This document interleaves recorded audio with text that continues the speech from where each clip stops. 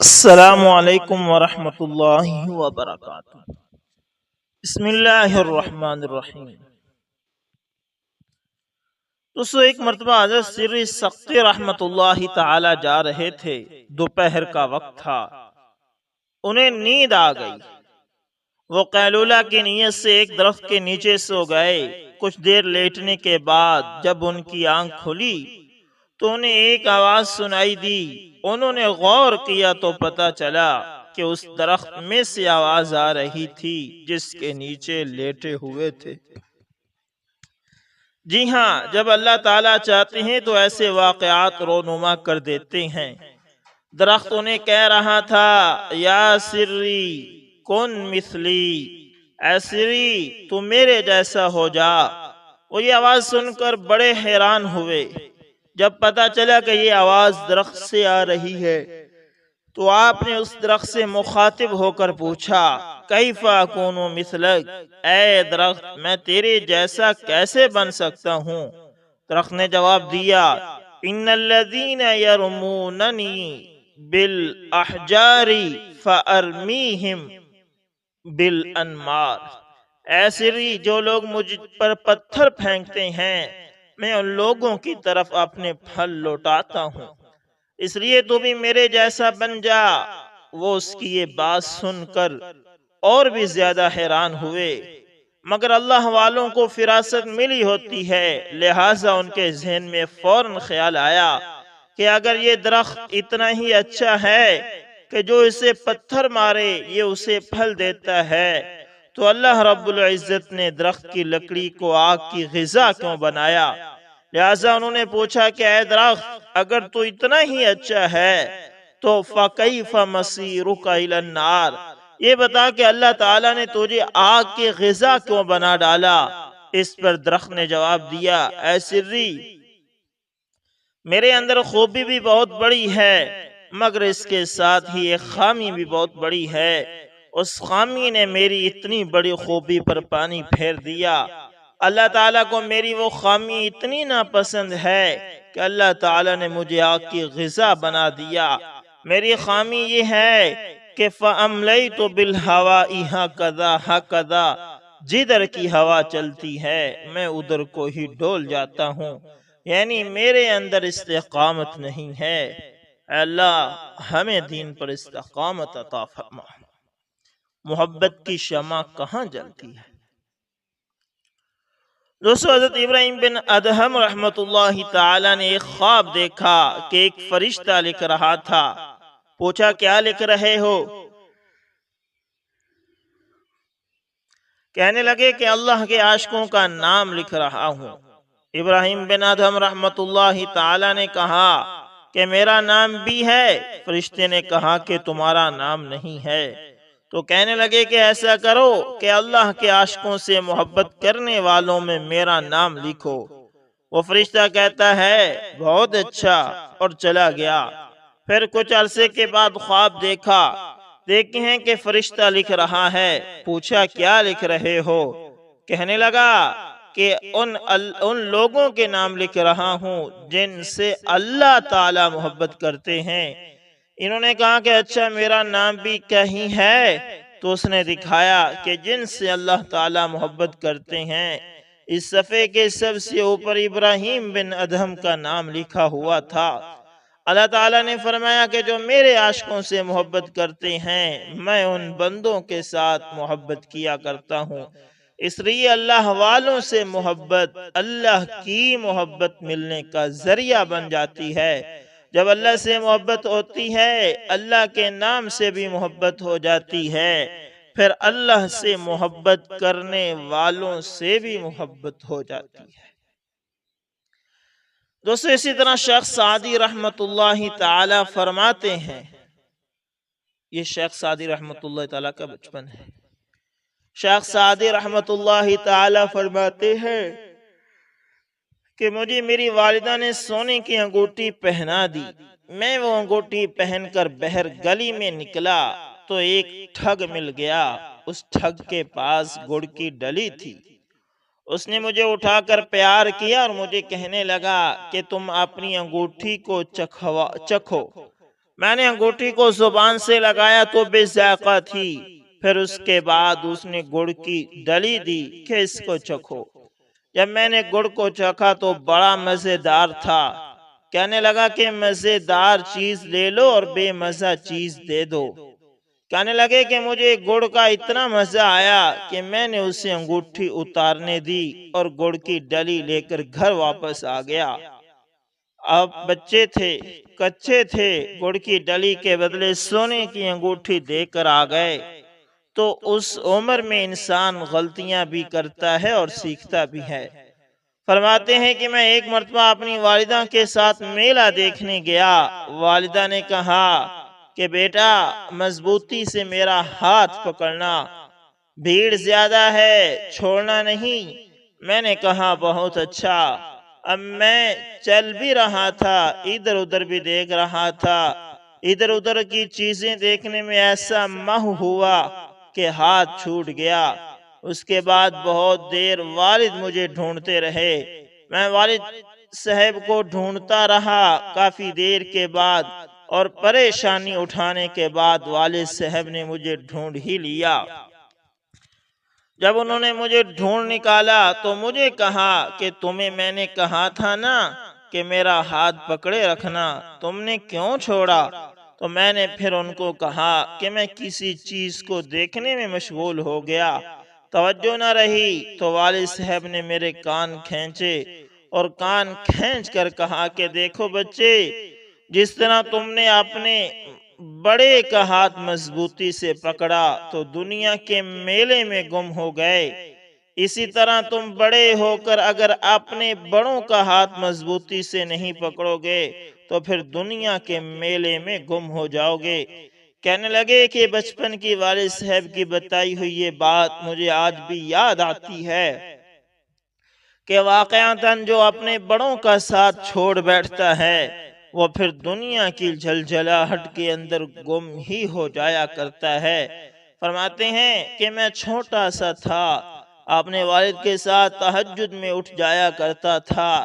एक रात मैंने तहज्जुद पढ़ी तो घर के कुछ लोग सोए हुए थे। मैंने अब्बू से कहा, अब्बू देखो ये लोग सोए पड़े हैं, उठकर तहज्जुद नहीं पढ़ते।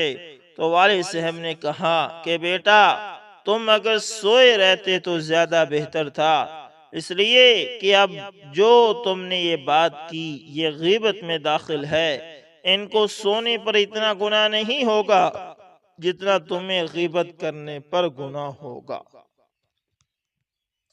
तो दोस्तों देखिए किस तरह बच्चा बातें कर रहा है और अक्लमंद बाप उसको साथ साथ तालीम भी दे रहा है। इसको कहते हैं दोस्तों तरबियत। दोस्तों शेख सादी रहमतुल्लाहि ताला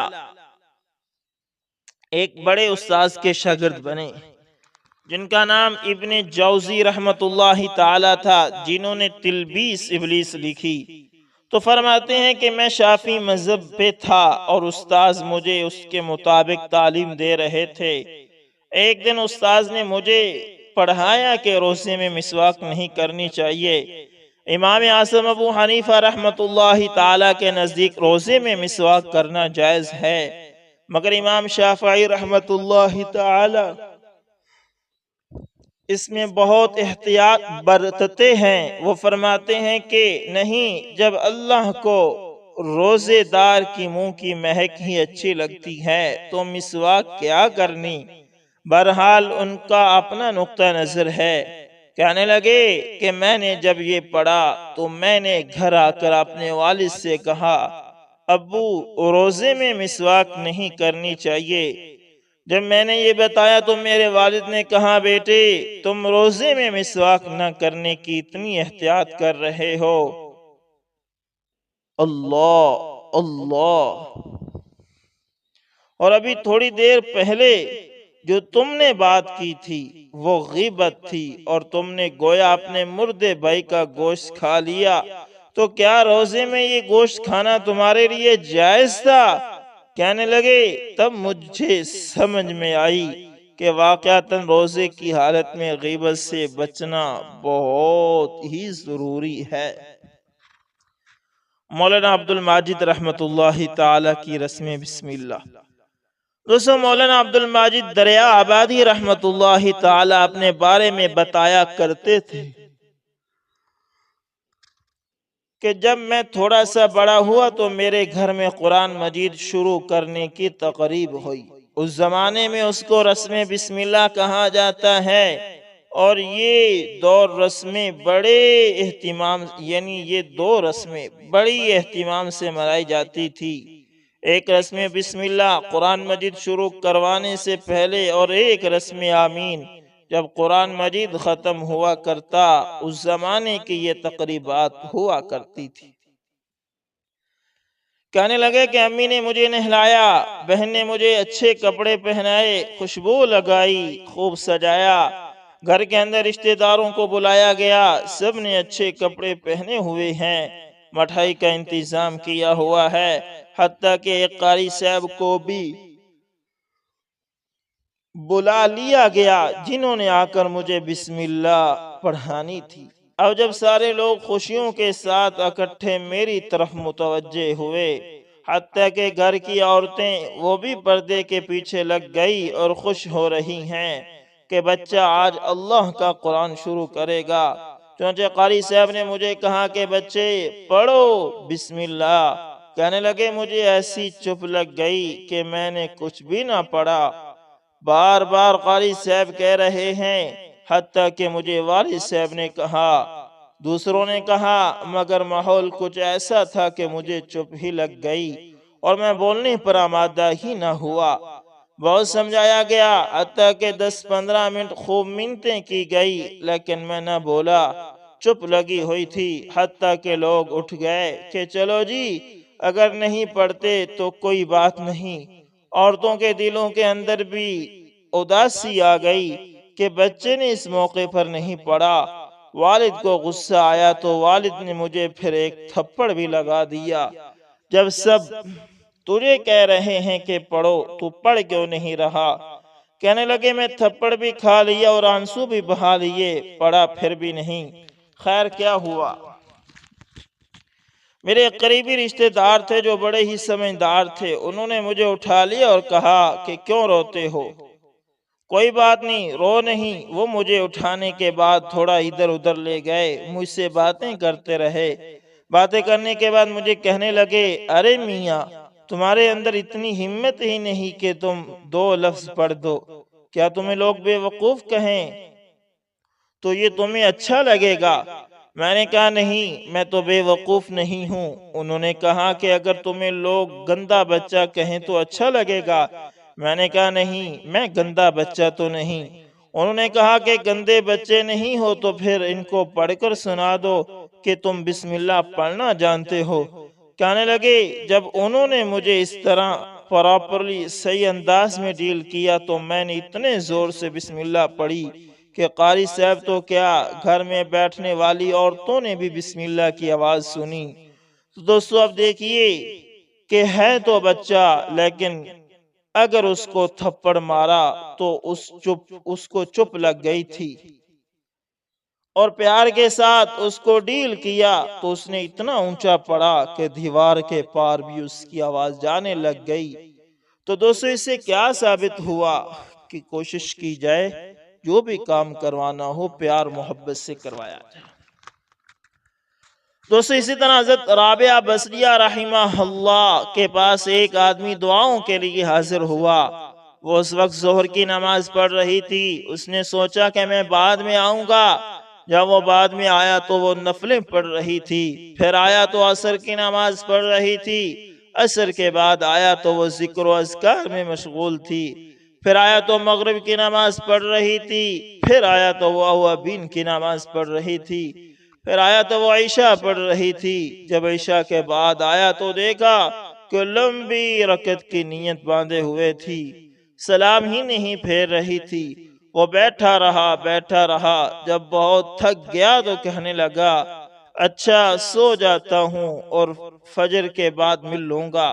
پھر فجر کا وقت آیا تو وہ فجر کی نماز پڑھ رہی تھی۔ اس کے بعد وہ اشراق پڑھ کر تھوڑی دیر کے لیے لیٹی تو وہ آدمی پھر آیا۔ کسی نے بتایا کہ اشراق کے نفل پڑھ کر ابھی لیٹی ہیں۔ وہ کہتا ہے کہ میں بس تھوڑی دیر ہی بیٹھا تھا کہ وہ گھبرا کر اٹھی اور آنکھیں مل کر کہنے لگی، اللہم انی اعوذ بک من عین لا تشبع من النوم۔ اے اللہ، میں ایسی آنکھوں سے تیری پناہ مانگتی ہوں جو نیند سے پر نہیں ہوتی۔ یہ کہہ کر اٹھیں اور اللہ تعالیٰ کی عبادت میں مشغول ہو گئی۔ اللہ اکبر، سارا دن عبادت میں گزرا، سارا دن۔ اور آج ہم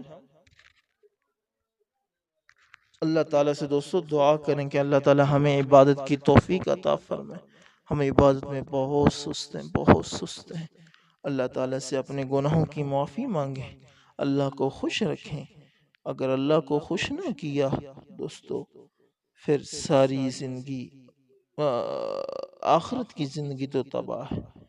تو دوستو امید کرتا ہوں آپ لوگوں کو ویڈیو اچھی لگی ہوگی، پسند آئے تو لائک شیئر کمنٹ لازمی کریے گا، اور اگر آپ ہمارے چینل AS انفارمیشن TV پر نئے ہیں تو اس کو بھی لازمی سبسکرائب کر لیں، اور ساتھ میں بیل کے نشان کو دبانا نہ بھولنا۔ دوستو ملتے ہیں کسی نیکسٹ اچھی سی ویڈیو کے اندر، تب تک کے لیے اللہ حافظ، جزاکم اللہ خیر۔